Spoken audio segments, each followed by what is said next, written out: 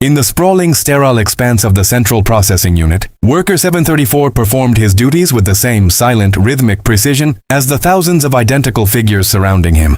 Each day was a mirror of the last, a cycle of repetitive tasks displayed on his rudimentary terminal, contributing to a system whose purpose was as vast and unknowable as the stark white office that stretched to an unseen horizon.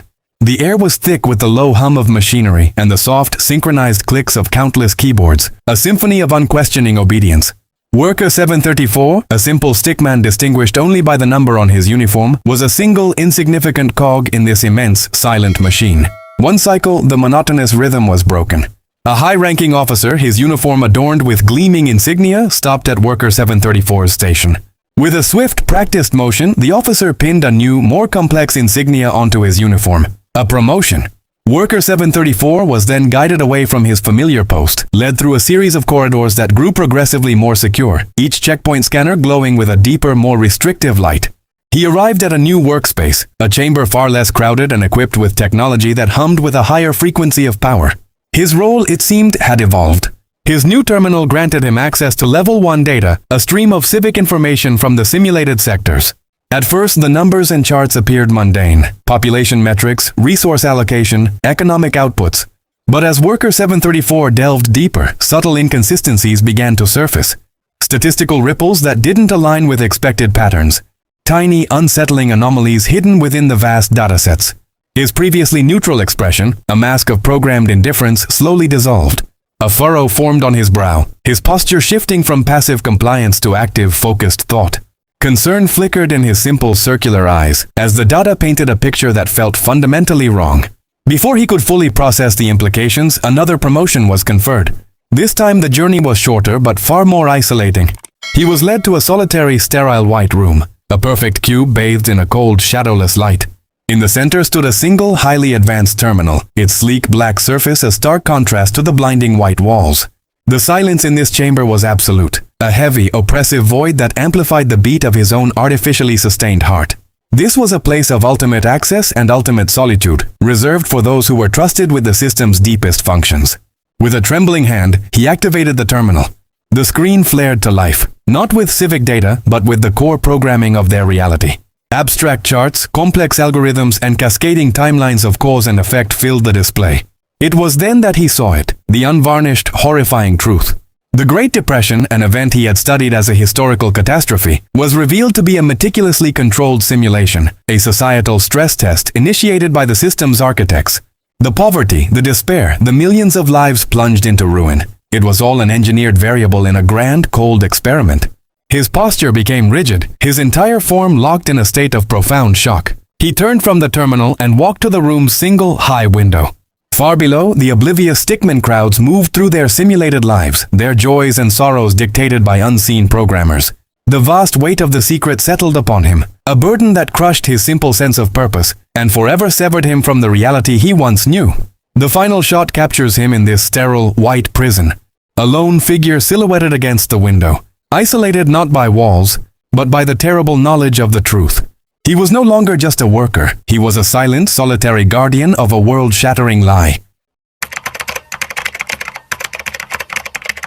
The police station hums with the chaotic energy of a dozen different crises unfolding at once. Phones ring off the hook, officers shout across the room, and the air is thick with the smell of stale coffee and desperation.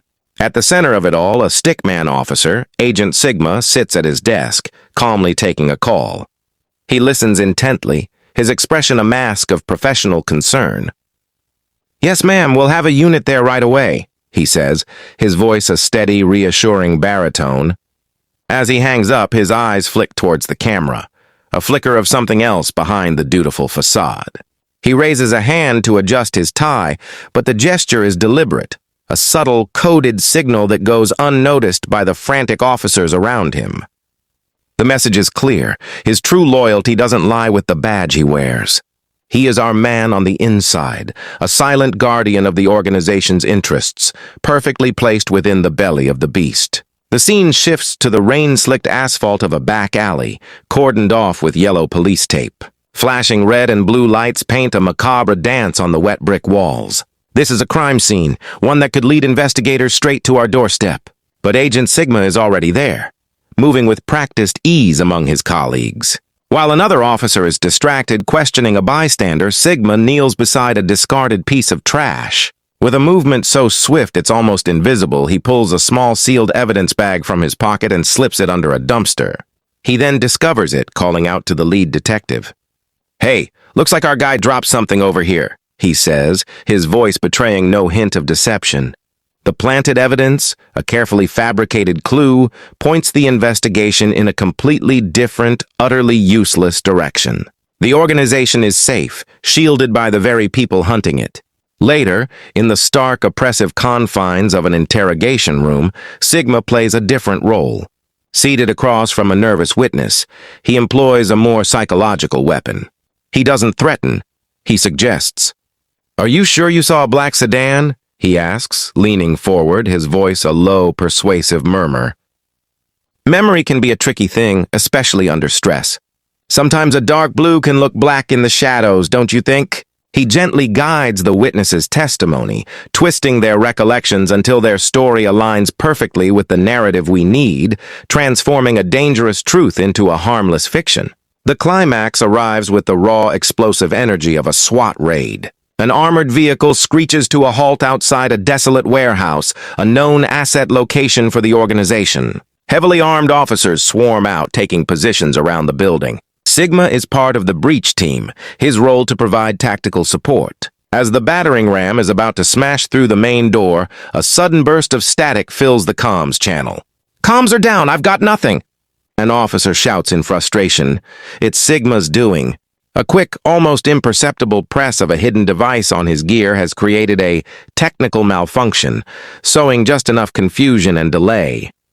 In those precious, chaotic seconds, the team inside the warehouse slips out through a hidden rear exit, key assets and information secured. By the time the SWAT team finally breaches the door, they find only an empty, cavernous space. The operation is a failure for the police, but a resounding success for the organization. The final scene is one of quiet triumph. Agent Sigma stands in a minimalist, shadowy office, the city lights twinkling far below through a vast, floor-to-ceiling window. The frantic energy of the police station is a world away. He is no longer an officer, but an operative who has successfully completed his mission. He looks out at the sprawling metropolis, a silent predator observing his domain. He doesn't smile, but a slight, almost imperceptible nod acknowledges his victory. The message is received, the operation concluded. Our influence remains secure, our secrets protected, all thanks to the man hidden in plain sight.